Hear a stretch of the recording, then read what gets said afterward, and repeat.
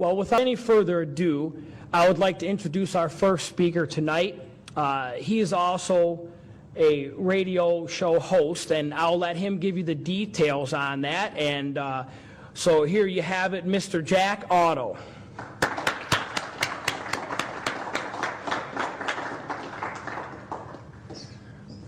Thank you, friends. 65 years ago today, God Almighty put me on this earth, and I believe it's to fight against this New World Order. Thank you and happy birthday. Thank you. We are being cornered like cattle into a pen, squeezed down, and we're never really going to be free people unless we're brave. Because this was only the land of the free as long as it was the home of the brave. And this started a long time ago with people that go back to the 4th century. Let me tell you about the flight of the Khazar warriors out of northern Turkey in 500 AD. They were a despicable bunch. You could go to the king of the Khazars and rent an army from him, an army of 40 or 50,000 men. But it didn't matter what kind of a deal you struck with their monarch. He wasn't called a king, he was called a shagan. Once the battle was done, they rape and pillage. Doesn't matter what kind of agreement you had with the king. That's the way it ended up. And so as a consequence, people in the area garnered a great deal of animosity for these Khazar warriors. And in 500 AD, they were driven out, and as they came down south out of Turkey, some fled to the west into Romania and Hungary and became the Gypsies. The rest followed their monarch, the Chagan, up into the steppes of Russia and north of there to the Caucasus Mountains. And as they settled in there, they relatively, well, they quite easily enslaved the relatively peaceful agrarian Slavic folks that were indigenous to the area. Then they came under pressure to take sides in a growing contention around them. Coming down from the north was Eastern Orthodox Christianity, and coming up from the south was Islam. And they knew that if they succumbed to pressure from either of those to join their organization and embrace their philosophy, it would surely offend the other. And so what they did was a politically expedient maneuver. He called in all the religious leaders of the area, and he got their input, and after the input, he announced, for me and my people, and we're talking about 20 million people and about 4,000 nobility, for me and my people, we choose to become Jews. Now, this was not a heartfelt conversion. This was not something that was deep in their breasts, that they felt they needed to make a conversion because they thought that was the proper way to serve the Creator. This was something that was done as a political expediency. And in the course of studying about their new religion, and you do have to study it even if you're only going to charade, it is absolutely necessary to study about it so that you can fake it. And in the course of doing so, they came across a character with whom they could truly identify. It was Lucifer, the morning light, that fell from grace and became Satan, the adversary. And they formed an inner circle within Judaism dedicated to the forces of evil. Let's define terms. What is a Jew? If you look back in your Old Testament, your Bible, there was 12 Hebrew tribes. The 10 northern tribes are called the house of Israel. The 2 southern tribes were called Benjamin and Judah. More properly pronounced Judah, because we didn't get the harder sound to the J until about 200 years ago. So this is what I would call real Jews, people from the tribe of Judah. And when we start talking about the New World Order, we are not talking about these people at all. We're talking about these Khazar warriors that only pretended to embrace Judaism. And so today, we find that about 92% of the people who claim to be Jews really aren't. They don't have a drop of Semitic blood in their veins. They are Khazar warriors with a new bent on life and a goal to conquer, to rape, and to pillage. And that philosophy has come down over time, and we see how effectively they have implemented it throughout history. Now, when they pretended to embrace Judaism, they drew upon the real Jews for some education. And they used the Hebrew alphabet as phonics to codify their Khazar language. And so now we look at that language called Yiddish or Jiddish and find that it is not Hebrew. It only appears to be. Now these people have run into some trouble over time. In 965 AD, they were overrun by the Varganians, which was Swedish-ruled Slavic people. Varganian is the Russian word for Vikings. And they were militarily defeated, which curbed their expansionist philosophy for some time. And then in 1140, they were literally overrun by the Mongols for Kublai Khan and Genghis Khan. And they were driven down into Eastern Europe. Their monarch, the king, or Chagan as he was called, fled to Spain and Portugal. Now, because these folks were a darker skinned people with black hair and brown eyes, it was easier for them to fit in with the folks of Spain and Portugal and Italy and Sicily than they could other places where they stood out and looked markedly different. And they took a great deal of control, especially in Spain and Portugal, so much so that they were discovered in conspiracy, because they worked together to get themselves, one of them, into a position of authority where that person can work in tandem with others to get more of their people in authority and positions of power, and working it up to where they're running the show and milking everybody else. After they fled down into Europe, there was one of them, a guy by the name of Meyer Amschel Bauerberg, who decided to enter into clandestine world government. Meyer Amschel Bauerberg used the symbol outside of his father's silversmith shop, a large red shield, as inspiration for an alias. And he went by the name of Rothschild.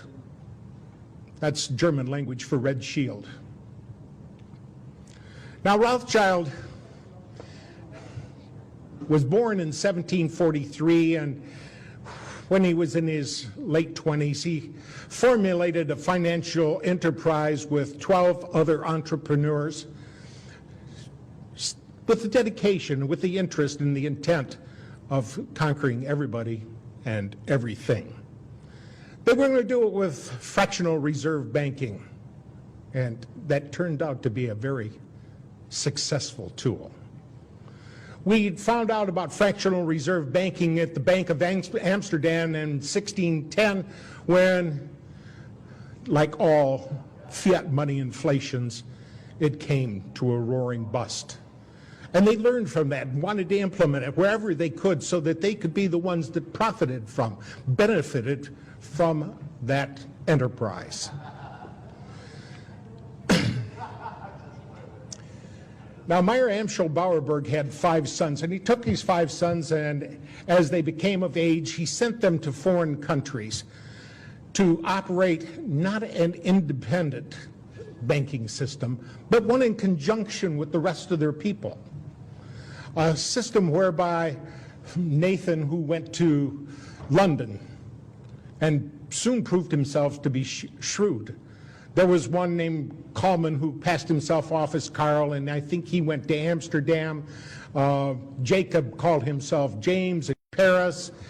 And we find that throughout the world, in 5 big locations, they had banking institutions that had a very clever idea. And if these people weren't so evil, it would have been easier to admire what they did. But they had a system whereby you could go to one of the banks in one country and deposit gold with them and get a receipt for it. And then go to the foreign country where they had another office, take that receipt and get your gold. And you didn't run the risk of losing your gold on the high seas, either to wind or to pirates or anything else. So in a way it was kind of a clever scheme. However, these people were despicably evil, and their intent to make money was to not just put themselves for their head, but to hold others back. Now, Meyer Amschel Bauerberg lived to be, he lived from 1743 to the year 1812, and that's why we got that 1812 overture, was to honor him. His associates respected him and wanted to salute his passing. Meyer Amschel Bauerberg changed his name to Rothschild, and he also dropped the Bauerberg suffix and called himself Bauer, closer to home, where he lived there at 148 Judenstrassen in Frankfurt, Germany. They later moved down to 148 Judenstrassen, and it was from there that he was able to do much of his chicanery. And he got in league with a guy, William IX of Hesse-Kassel. Now, if you remember about the Hessian warriors were something that were warrior slaves that was purchased by the King of England from this Landgrave of Hesse-Kassel. They were purchased for the price of $12,000, and much of that money was earned by just capturing these people through actual out-and-out brigand slavery and holding them until they could be sent to the king, and which they were told, don't ever let those colonists get a hold of you. They will skin you alive. Well, when the Hessian soldiers got captured by one of us, and one of our forefathers, they started crying, oh, please don't skin me. And they said, well, skin you? We're not going to do that. Then they realized they had been lied to. Many of them came over and joined the revolutionary forces of the Americans, and a lot of them escaped out to the west and melded in and became what we might call squatters out there in the wide open west, like the rest of us did. Now, they did a pretty good job of interfacing with the Native Americans out there, and were able to garner some respect for them. So it was among these same people that brought about so much of the war that we see in front of us throughout history.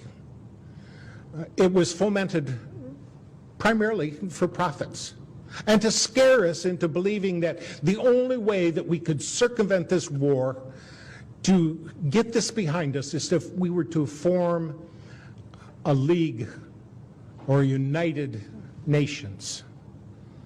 Now, the first attempt was when they had their man Napoleon. Now, Napoleon was the Emperor of France, but he came from Corsica, and it was shortly after Corsica was brought into the French Empire that he was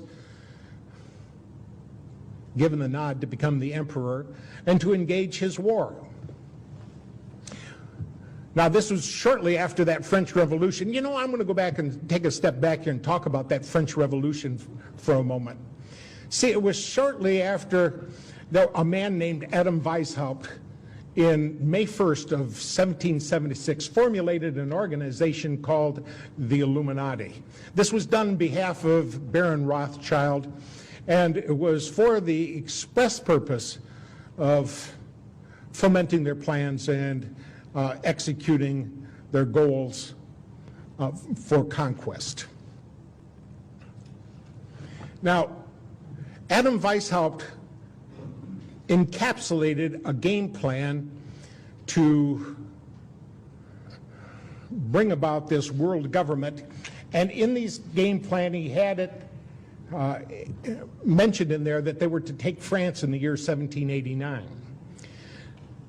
Now these plans were formulated into writing and translated by one of the Ingolstadt University professors, one of Professor Weishaupt's cohorts, a guy by the name of Xavier von Zweck. Now Zweck translated these into French so that they could be taken to Paris and Silesia.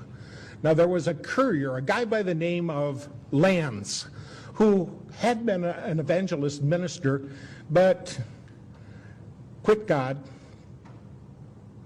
and decided to become an Illuminati agent and a courier, and he was taking these materials by horseback through Bavaria. In a place called Regensburg, he was struck by lightning and it killed both him and his horse. And people found this man, this dead man and his horse, with documents in the pouch, and these documents were passed up the chain of command to the Elector of Bavaria, who got to wondering, is there really a game plan out here to conquer the whole world? So he staged simultaneous raids on Rothschild's associates, primarily on Weishaupt's associates, and found a great deal of corroborating evidence, enough to convince him that there truly was a game plan out there to take the whole world. And there were 6 points to their game plan. They wanted the abolition of all religion, the abolition of property rights, of inheritance, and the worst one was down at the bottom of the list, the abrogation of the family. Now, we can see how that was implemented in Red China. Men went to one dormitory, women went to another dormitory, boys were here and girls were here, and the family was totally destroyed, and they used that to brainwash those people. When you got kids with no control over them except the one facilitator or his associates, the children are at their mercy. And it's planned for here, for us, for our children, for our grandchildren, our great-grandchildren. They intend to show no mercy. Now, this formulation of the Illuminati led them down the road to this game plan wherein they are working diligently to take over the whole world. And in the course of doing so, when this courier was found, the Elector of Bavaria, one Theodor von Dalberg, decided after he staged those simultaneous raids that he was going to contact every head of church and state in all of Europe and gave them a translation of the documentation that was found in the pouches of that dead courier, that apostate minister named Lanz. And so it was after the Napoleonic War when Napoleon ran into Lord Wellington at Waterloo and was stomped. Now, this would have been a big setback for Mr. Rothschild, but Mr. Rothschild had one of his associates following the war along. And this associate sent a message back to him by carrier pigeon. And the carrier pigeons let him know that Wellington had won. So what he did was he was in Paris at the time, and he jumped in a boat, and he had some men taking him through some terribly dangerous seas. Too bad he didn't get it right then and there, but nevertheless, he made it to the other shore, to Great Britain, and he sold all of his British financial securities. And then he started acting all so scared, and let the rumor out that Napoleon had won. Well, if Napoleon had won, everybody realized that their government was not going to be able to honor its financial obligations, and so they started selling theirs. And at the very depth of that despair, he quietly and surreptitiously had some of his friends start buying up those worthless securities. And so almost overnight, he increased his wealth by 21-fold. Now, it was time to disappear for a little while. He wasn't really popular because he had put out a false rumor that Napoleon had won. And when people found out that Napoleon hadn't won and they'd sold their government securities based on a lie, they were a little bit disappointed.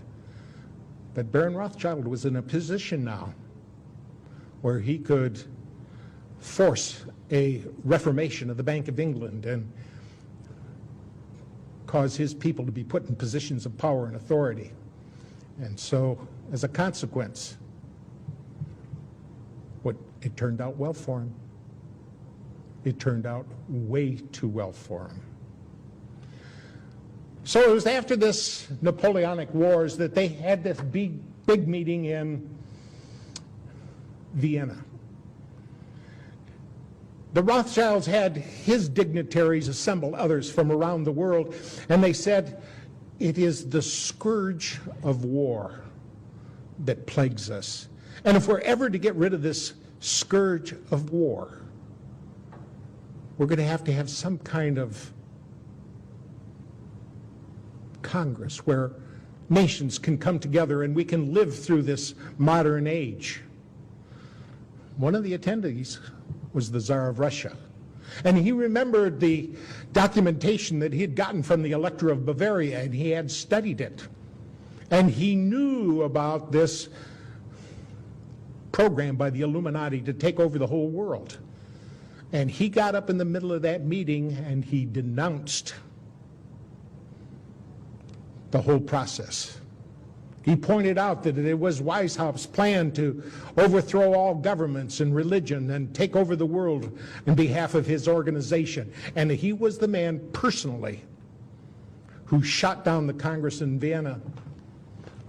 And Rothschild hated him for it. And he swore that he or his heirs one day would destroy the entire Romanov family. And we saw that happen. Well, it was before our times. We didn't personally get to see it happen, but we sure have a recording of it in our history books. That in November 8th of 1917, I believe it was, that they went in and took over, killed the entire Romanov family, the Tsar and all his children. There's some speculation that one daughter, Anastasia, got away, and another son is alleged to have gone off over to Poland and become a military officer under an assumed name. There's lots we don't know about what went on. Lots we probably never will know about what went on. Because everything has been based on deceit and lies, and we find ourselves boxed into corners based on these untruths.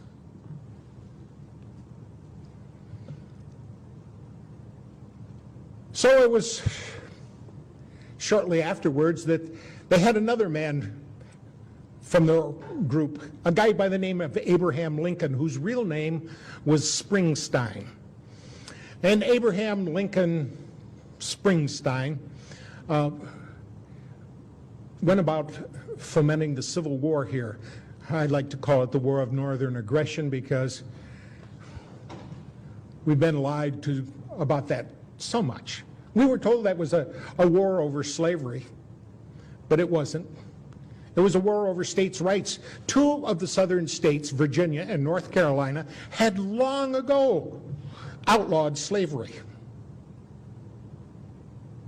And yet, it was used to rally northern forces. You know, that's the kind of thing I'd be willing to take part in. I would like to stop slavery wherever it could be found. And I'm sure it appealed to a lot of people to put an end to that despicable act of holding another human being like you would an animal and making them work for whatever you feel like giving them. Now, Abraham Lincoln had right in his cabinet a guy by the name of August Belmont. And August Belmont wasn't his real name. His real name was Schoenberg. He was a Rothschild agent. And down in the other camp, they had a Rothschild relative, a guy by the name of Judah Benjamin, who was the head of the secret police down there. And after that, Abraham Lincoln resented his involvement with these people. And he made a speech in which he said, I feel at this time more fear for my nation than any other time, even during the war. An era of corporations has been enthroned and corruption will grow in high places.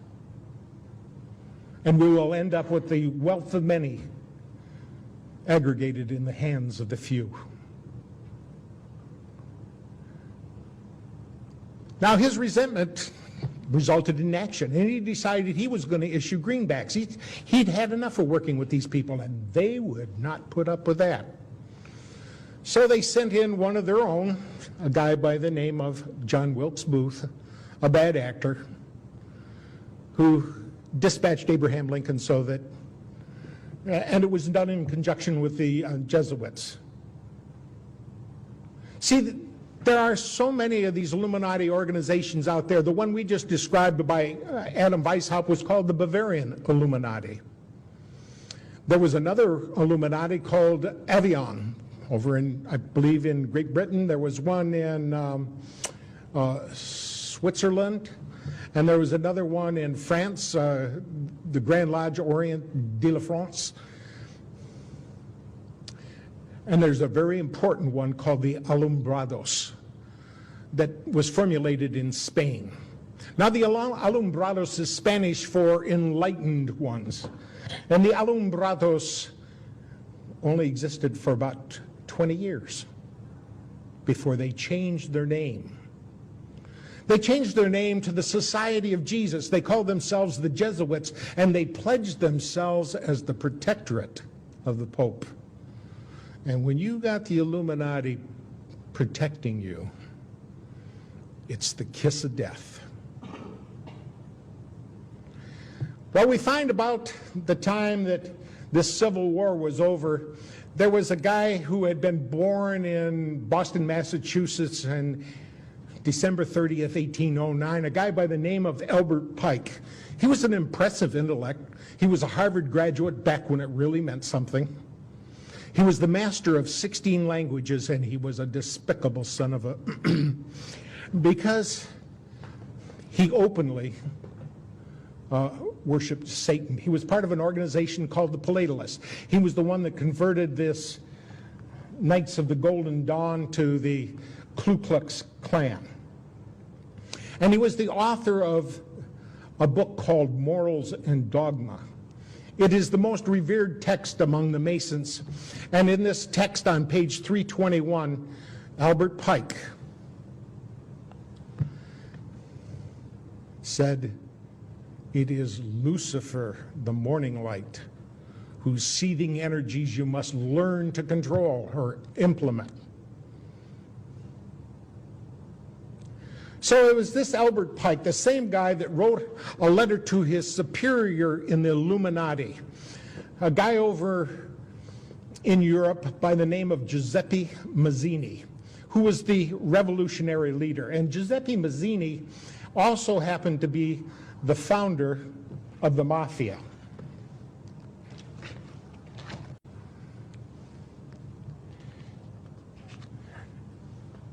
This letter that he wrote to Giuseppe Mazzini on August 15 of 1871 outlined 3 world wars.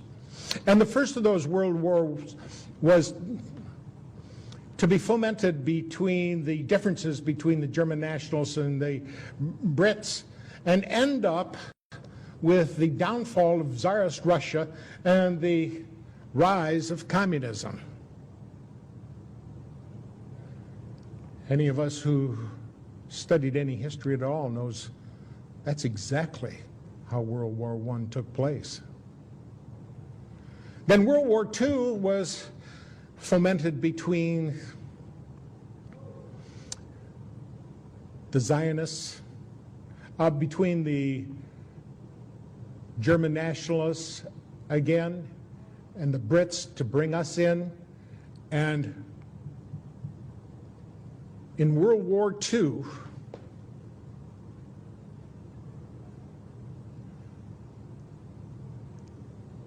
Israel was to be born.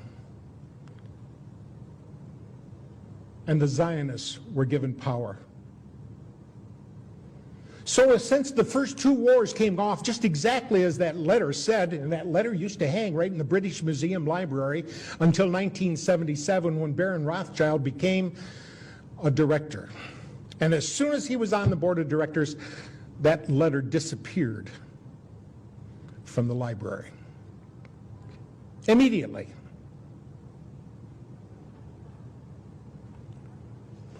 But since that letter so clearly delineated the first two world wars, I think we have to look at it seriously and take it to heart when it says in there so clearly that the Third World War will be fomented between the Zionists and Islam. Does anybody see that materializing today? Every place we look, we can see it happening. And we can see that the power they have here in this country to run things and to pull the nastiest little scams, and America believes it. Because they don't realize who it is that owns the newspapers. They don't realize who it is that owns the television.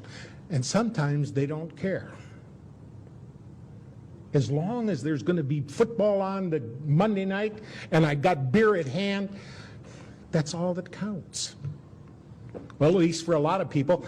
And I think once they find that they have let their children and their grandchildren slip into tyranny, they may regret it.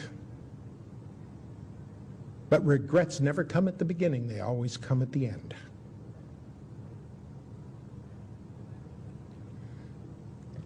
We can see World War III shaping up just exactly like they planned for us, and not enough of us are doing what's necessary to stop it.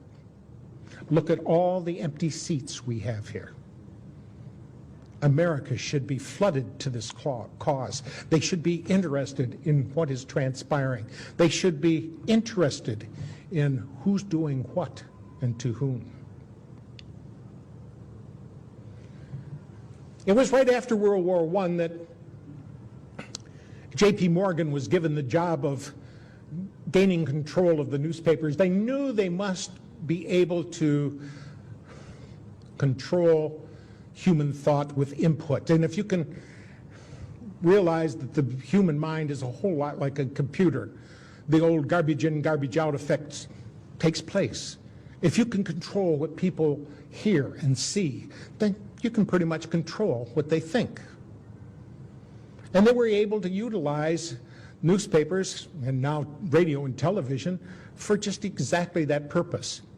Now, there were 78 newspapers, major ones, that they really needed to get control of, but J.P. Morgan thought if they got 25 of them, that would be enough to control things, but it wasn't. They realized soon afterwards that they had to get all of those newspapers under their control, and we got the likes of guys like David Rockefeller, who announced that he wanted to thank the people of the Washington Post and the New York Times for respecting their pledges of discretion at the CFR and Bilderberger meetings. And he said if it wasn't for their discretion, it would not have been possible to prepare the world for a new world order. Oh, we heard George Bush say that a lot, didn't we? George Bush Sr. He was always talking about New World Order. When he went into Iraq, he said, this is much more than about one small country. This is about a big idea, about a new world order. There's a lot of people don't even know that on the back of their dollar bill where they see that all-seeing eye of the pyramid, what that means. They don't realize that's occult symbolism that was put in by these Satanists during the Roosevelt administration by his vice president, a guy by the name of Wallace. They don't speak Latin, so they don't realize that Inuit Coepitus up at the top says announcing our enterprise. They don't realize down at the bottom of the pyramid where it says Novus Ordo Seclorum, what they're talking about is Novus is new, Ordo is order, Seclorum is world, the entire world minus God. So we're talking about a new world order without God.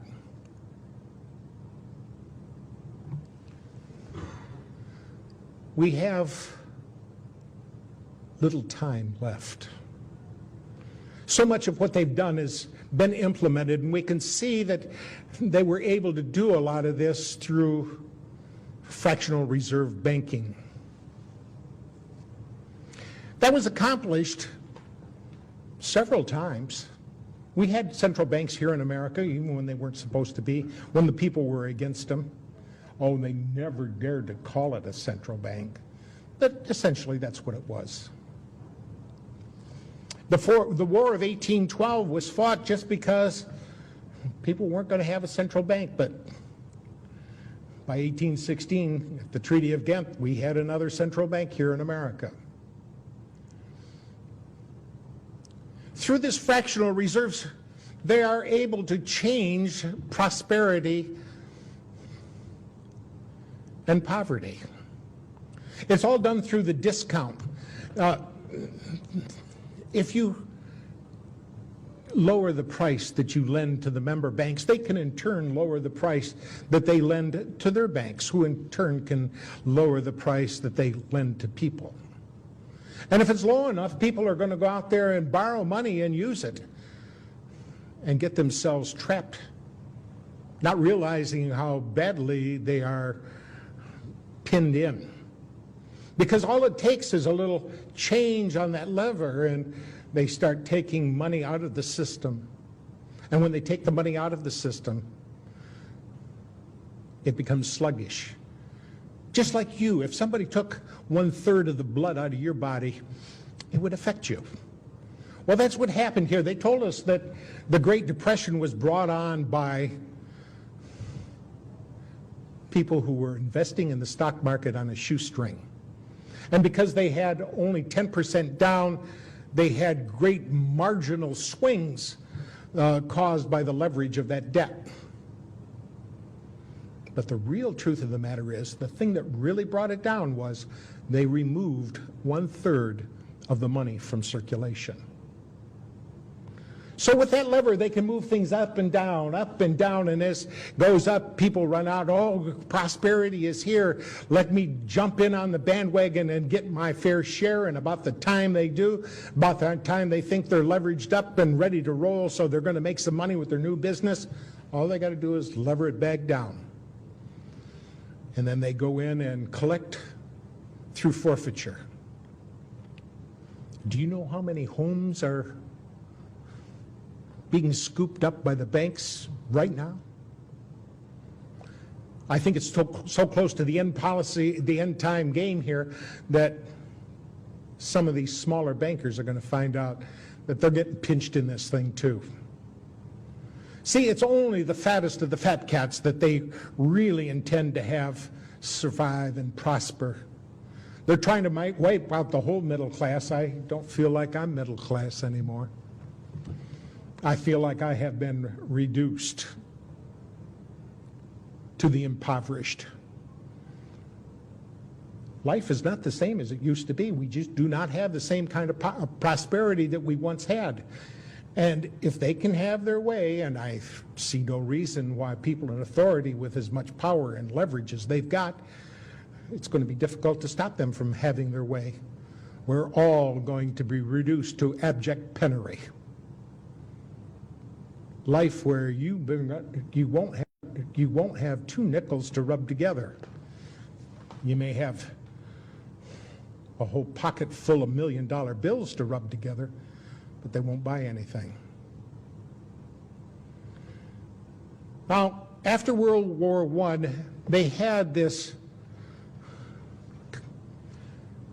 big conference in which they brought together all the people involved in the war to have a settlement and a signing of the armistice with Germany. On one side of the table was Paul Warburg. On the other side of the table was his brother Max Warburg. In total, there were 117 of these false Jews, as I prefer to call them. And we would not know about this except one of the guys there, a guy by the name of Benjamin Friedman, who was the bagman for Henry Morgenthau Sr. He became a Christian, and he decided he could not live with the secrets that he held, and he started talking about what had transpired, what the real game plan was, who was involved in it, and what their plans were for our future. An unseemly plan for our future. Much of that was done with these, what you call false flag operations. A false flag operation is where you go in and pretend to be somebody else, do something wrong, so that the people that you attack think, hey, it was those people that did it to me when it really wasn't those people that did it to you. We find that a whole lot of that is done by these false Jews. For example, the Lusitania was sunk to start World War I. Now, Germany had taken out advertisements in the New York newspapers and said very specifically that they were carrying munitions aboard that Lusitania. Don't go on it. Well, while they were doing that, they ended up sending off some of that ships and with 128 American passengers aboard it. And it wasn't Germany, it was Great Britain that sunk that ship to suck us into that war. They were having trouble. See, Germany was already winning. And they didn't like the idea at all. And so these characters went over to the King of England and said to the King of England, now, you don't have to surrender to Germany. If we can bring America in on your side, if we can cause America to start fighting your battles for you, would you support a homeland in Palestine for us? And the King of England was, what do I do? Do I surrender, or do I agree to let somebody else have that home? Oh, yeah, we'll support that. So in November of 1917, the King of England sent a letter called the Balfour Declaration to Lord Rothschild, whom he called the most eminent Jew. I think he should have called him the most eminent false Jew, because the real Jewish people have absolutely nothing to do with this New World Order, this aggrandizement of power and the passion to dominate others. This is all among these Khazar warriors that only pretended to embrace Judaism in 741 AD. Embrace Judaism in 741 AD.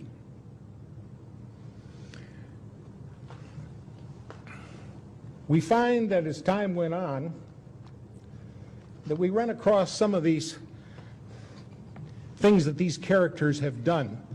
And it was in May of 1919 at Dusseldorf, Germany, that the Allied forces obtained a copy of the Communists' Rules of Revolution. Now, you got to remember that communism was their front, too. When we find out the names of some of these characters, you realize, yes, this web is more intertangled than what you might realize. And we find that some of the characters, like Karl Marx, his real name was Kissel Moses Mordecai Levy. Karl Marx was just an assumed name. And he worked with people over there like Lenin, whose real name was Ulanov, and the commissar of the Red Army and Navy, called Leon Trotsky. His real name was Lev Davidovich Bronstein. And when you find out how all these people have been pulling together to foment so many of these things going on here, you should be forewarned. Because this is not just accidental history. This is conspiracy. People working together to do wrong. And by definition, a conspiracy is just two or more people planning in secret to do something wrong. And by that definition, there must be thousands, millions, maybe even billions of conspiracies going on all the time. But you mentioned something about what's going on. Oh, that's one of them conspiracy nuts. We've all been vilified by that label. Conspiracy nut is kind of like anti-Semite. It's just a buzzword to say they're onto us. They know who we are. They know what we're up to. Let's jump on them and vilify them, and that's the way they operate, through vilification. And if vilifying isn't enough, they'll trump up some charges. And if that's not enough, they send in the wet agents to spill some of your blood. Well, in Dusseldorf, Germany, the communist revolution, rules of revolution came to light, and in 1946, a U.S. Attorney General obtained a copy of the same rules from a known member of the Communist Party. And today, these same rules are in effect, and I want you to compare these concepts with modern occurrences. There's three of them, ABC. A, corrupt the young. Get them away from a religion. Get them interested in sex, make them superficial, and destroy their ruggedness. We sure have a lot of wimps today. A lot of these young kids coming up just don't seem to have what it takes anymore. But they've been through the public fool system. They've been nurtured by their television. And it's hard to think anymore. It used to be when you went to school, they taught you how to think. Now you go to school, they teach you what to think. B, get control of all means of publicity. Thereby, and there's 7 parts to that, get people's minds off their government by focusing their attention on athletics, sexy books, plays, and other trivialities. And boy, have we become trivial. 2, divide the people into hostile groups by constantly harping on controversial matters of no importance.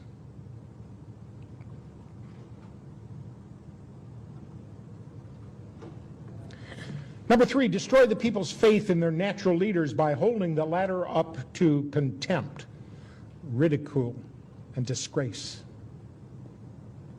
4, always preach true democracy, but seize power as fast and as ruthlessly as possible. Number 5, by encouraging government extravagance, destroy its credit, produce fear of inflation with rising prices and general discontent. That one has really been implemented with vigor. We're playing welfare Santa Claus to the whole world. Now take a look at Israel alone.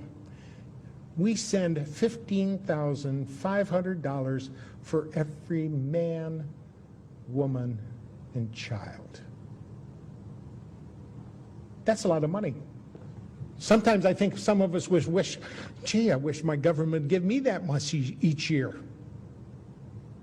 Now that's only the above board welfare. There is a sub rosa welfare. For example, that's our only friend in the Middle East. Therefore, we got to have a base over there to protect them. Do they give us a base, or do they rent it to us at a high price? Well, since we never find out exactly how much it's going to be, they can rent it at a high price, and nobody counts it as part of the great welfare. Number 6, incite unnecessary strikes in vital industries, encourage civil disorder, and foster a soft and lenient attitude on the part of government to such disorder. Number 7, by specious argument, call the breakdown of the old moral values, honesty, sobriety, self-restraint, faith in the pledged word, and ruggedness. So those are the 7 reasons they wanted to get a hold of means of publicity so they could implement that. And number C of the communist rules of revolution, cause the registration of all firearms on some pretext with a view to confiscating them and leaving the populace helpless.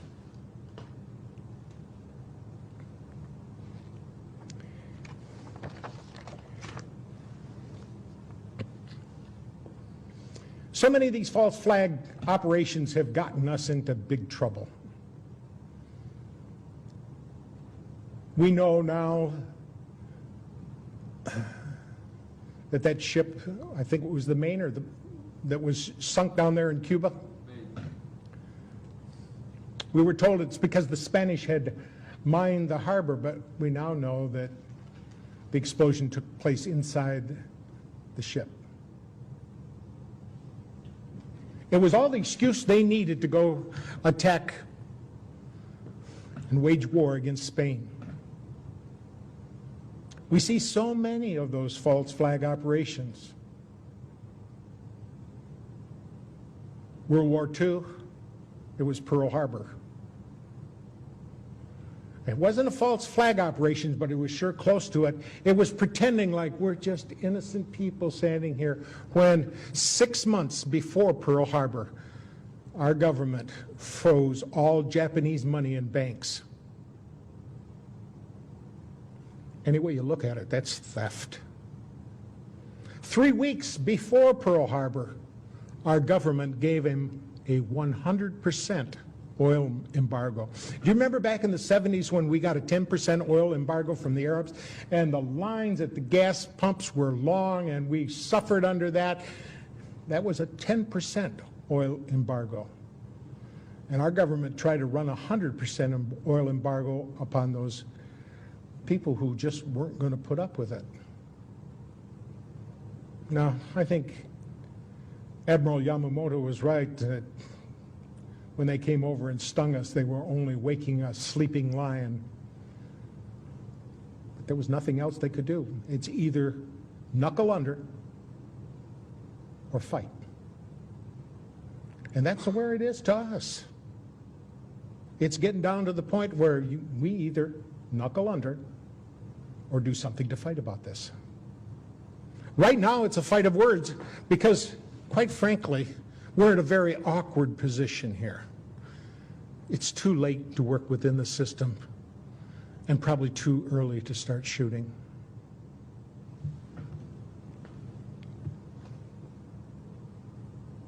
And I think there's a whole lot of us here in America that really and truly are gutless. And it's only going to be the land of the free as long as it's the home of the brave.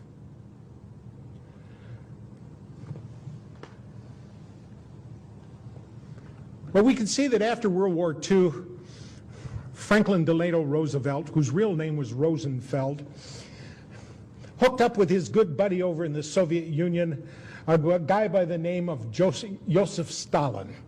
His real name was Joseph Vissarionovich Jugashvili. Gashvili means son of.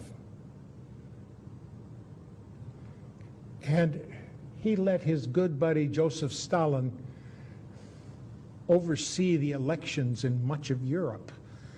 And Ironically, all those people decided to become pawns in the communist superstate. It was Joseph Stalin that said so clearly, and we better pay attention to what he has to say, those who cast their votes decide nothing. Those who count the votes decide everything. And we saw that happen here not too long ago in America, because George Bush got elected. And it was his brother down there in Florida that sure did a lot to swing the votes. Remember all those hanging and pregnant chads and all the excuses they had to not count a lot of votes and to count other ones that they shouldn't have. And it reared its ugly head here again in 2004, because down in Ohio, the people who were in charge of the election commission said to the people who were bringing in the voting machines, all right, open up your voting machines before the polls start here, because I want to see ahead of time that all the registries are set to zero, that there are no names inside. And they said, oh no, you can't look inside these machines. It's for security. It's for the sanctity of the vote. We must not let anybody look in the machines. And they said, we're the ones in charge of seeing whether or not the sanctity of the vote is taken care of. You're going to open up those machines right now. And there was a lot of protesting, a lot of weeping, and a lot of wailing, but they did end up opening up those machines. Every machine had 300 to 400 votes for Bush on it already. It was a big deal down in Ohio. It was on television, it was in the newspapers, but it just didn't make its way around the rest of America. Why? Who owns the newspapers? Who owns the television? Who owns the radio? The same people that own the voting machines. There's only 4 companies here in America that own voting machines, and every one of them are mafia affiliates. Now these television stations, ABC, NBC, CBS, and all the rest of them that have any influence and any power whatsoever, got together and formed a new corporation. It's called News Election Services. And they're the ones that feed information into the News Election Services about what's transpiring in the election and getting information back out of it. And so they have control. And it matters not who we vote for.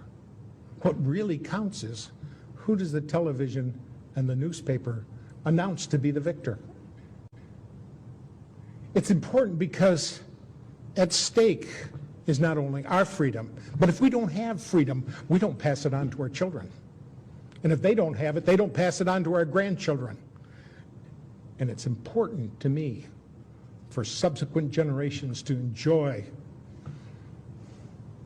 the treasures, the pearls, the gems of liberty. Liberty is that notion where you got a right to make a choice. You decide what's good for your life. But somehow we've got to the point where you have to get a license for everything.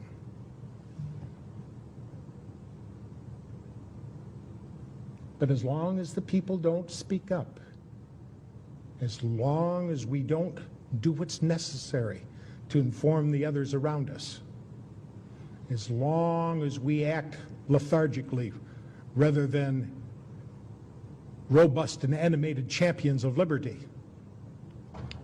it'll slip right through our fingers. I have to ask you, are you willing to crank it up? Are you willing to pass out more DVDs? Are you willing to talk to more people? Are you willing to do what's necessary to safeguard our Constitution? For it was, I think it was Daniel Webster that said, safeguard your Constitution, for miracles do not cluster. What has happened once in 6,000 years may never happen again. And if the American Constitution goes down, there will be anarchy in the world. Let's safeguard it like it's precious. Thank you.